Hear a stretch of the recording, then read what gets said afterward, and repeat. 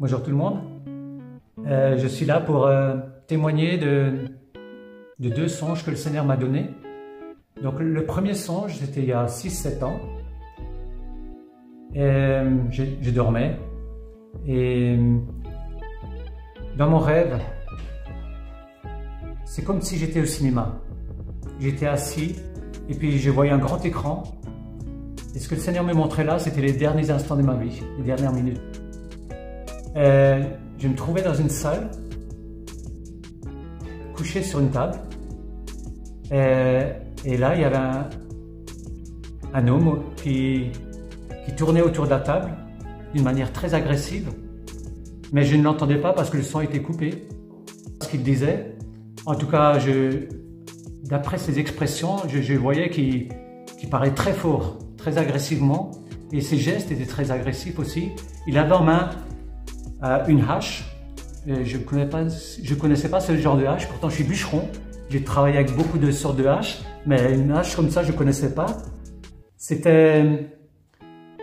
Elle était demi-ronde, comme ça, comme un quart de lune, avec un manche de 80 cm à peu près. Et là, il me montrait la hache sous son cou, il tournait autour de la table, et puis il faisait des gestes très agressifs vis-à-vis de moi. Et donc, pendant que je voyais ça, j'étais un peu choqué, j'étais pas tranquille. Et puis, à un moment donné, c'est comme si la caméra a fait un zoom sur mon visage. Et je voyais que mon visage était vraiment en paix. Que tout ce que pouvait dire cette personne ne me touchait pas, en tout cas ne me touchait plus. Et puis, je savais à ce moment-là que Dieu était présent, que Jésus était présent et que j'avais sa paix. Quoi qu'il dise, quoi qu'il fasse, malgré cette agressivité, je ne le regardais même pas. Mais j'avais mes yeux qui fixaient le plafond. Et j'étais vraiment dans une paix surnaturelle. Parce que quand une personne comme ça est tellement agressive à côté de moi, je commence à trembler. C'est pas facile pour moi. Et là, rien. J'étais en paix. Et il continuait comme ça pendant plusieurs minutes à tourner autour de la table, à montrer cette agressivité. Et à un moment donné, fixe le mur, et non plus sur moi ou bien sur ce personnage, juste le mur. Et tout à coup, le mur devient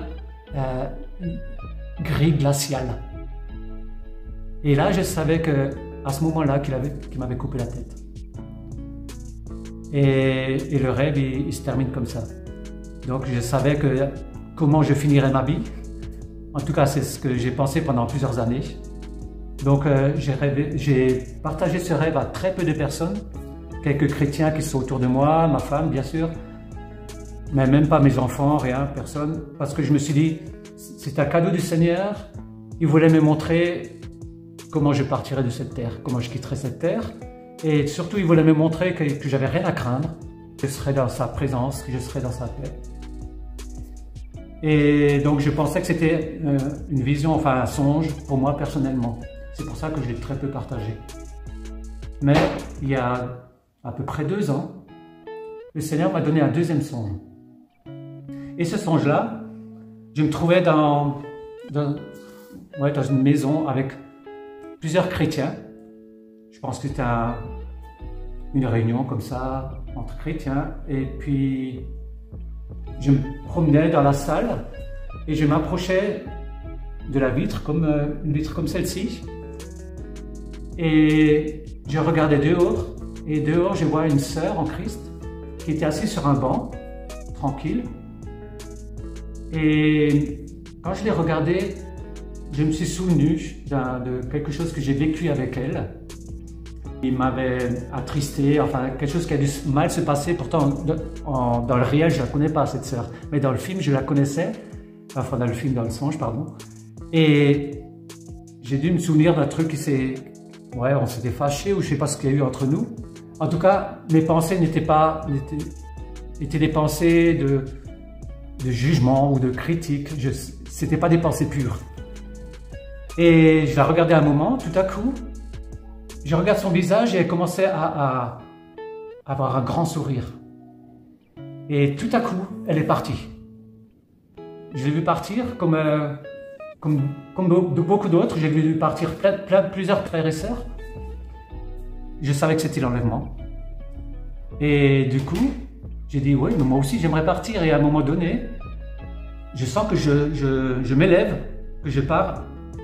Seulement le problème, c'est que j'ai commencé à stagner à 2-3 mètres de haut. Et au lieu de monter, je restais horizontalement. Et je naviguais comme ça dans les airs. Et je ne comprenais pas. J'ai dit, Seigneur, qu'est-ce qui se passe? Pourquoi je ne monte pas comme les autres? Et tout à coup, je me suis souvenu de ces pensées que j'ai eues de cette sœur qui était sur le banc. Et là, j'ai su que je devais demander pardon. Et tout de suite, j'ai demandé pardon au Seigneur pour ces pensées que j'ai eues juste avant l'enlèvement.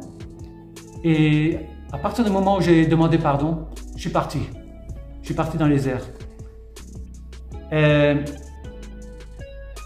voilà, le songe termine comme ça. Et puis, j'ai longtemps réfléchi à tout ça. Et en fait, le Seigneur, je me suis rendu compte que ce songe-là, le premier et le deuxième, c'était que Dieu voulait me prévenir de quelque chose, de prévenir l'Église en fait.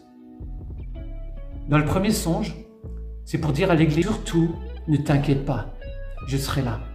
Dans les moments qui seront difficiles, parce qu'il y a des moments qui vont venir, qui vont être très difficiles. Je ne sais pas comment exactement ça va se passer, mais en tout cas, les derniers instants, je vous ai raconté. Et puis, j'étais dans une grande paix. Et c'est pour vous dire que vous n'avez rien à craindre. Le Seigneur sera avec nous. Et c'est ce personnage qui était tellement virulent. Maintenant, je pense qu'il voulait me faire peur. Me faire peur pour que je renie Christ, en fait. Et c'est ce qu'ils vont essayer avec tous les chrétiens, leur faire peur pour qu'ils renient Christ. Et Dieu veut vraiment nous prévenir de ne pas craindre, de ne pas avoir peur, qu'il sera avec nous, quoi qu'il arrive. Et d'ailleurs, vous avez vu Étienne, le premier qui a été lapidé, les chrétiens. Il est dit qu'il s'est endormi. Pourtant, on est en train de lui jeter des pierres. Il n'a pas craint, au contraire, il voyait Dieu et il est parti en dormant. Et je veux dire, pour nous, ce sera pareil. On n'aura pas à craindre, on n'aura pas... Pour nous, ce sera facile parce que la présence de Dieu sera tellement forte, tellement bonne que on n'aura pas besoin d'avoir peur, de craindre les hommes, de craindre la mort, de craindre de souffrir parce qu'il sera tellement présent. Et plus tard donc, comme j'ai fait ce deuxième songe par rapport à avant, j'ai su que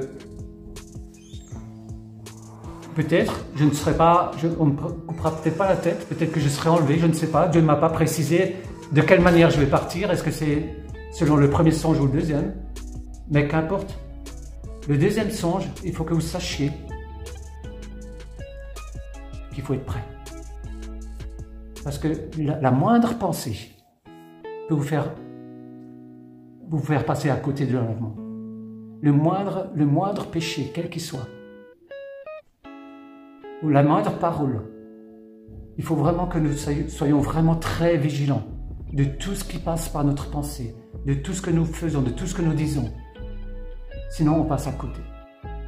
Et le Seigneur m'a donné ça pour vous prévenir tous, afin que vous soyez prêts, parce qu'il veut que vous soyez prêts. Il veut que l'Église soit prête. Alors, c'est pour ça que je témoigne aujourd'hui pour que vous prépariez, pour que vous soyez prêts, pour que nous soyons tous prêts. Ça vaut la peine. Nous serons dans sa gloire et puis nous passerons l'éternité ensemble. En tout cas, je vous souhaite vraiment d'être enlevé. Je vous souhaite d'être béni maintenant et de vous préparer. C'est vraiment quelque chose de très sérieux. Amen. Soyez bénis.